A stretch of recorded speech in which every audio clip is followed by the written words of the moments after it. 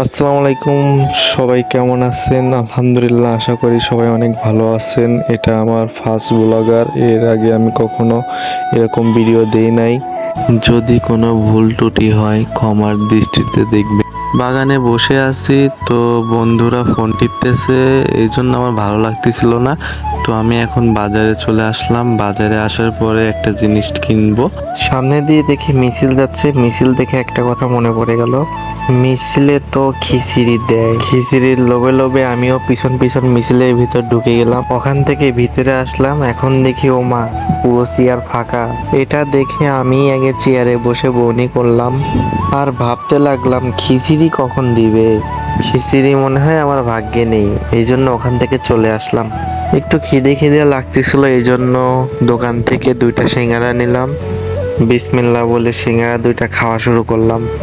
যাক, আলহামদুলিল্লাহ আমার সিঙ্গারা খাওয়া শেষ। তো বাড়ির দিকে রওনা দিচ্ছিলাম। এখন দেখি এখানে অনেক লোকজন ভিড় করছে। এখন দেখছি এখানে মাছ ধরতেছে। আমি দাঁড়িয়ে দাঁড়িয়ে মাছ ধরা দেখি। তোমরা সবাই আমার চ্যানেলটাকে সাবস্ক্রাইব করে দিও। আর ইনশাল্লাহ নেক্সট ভিডিও এসে তো অনেক ভালো করার চেষ্টা করব। আপনারা সবাই আমার জন্য দোয়া করবেন, আমার পাশে থাকবেন। আল্লাহ হাফেজ গাইস।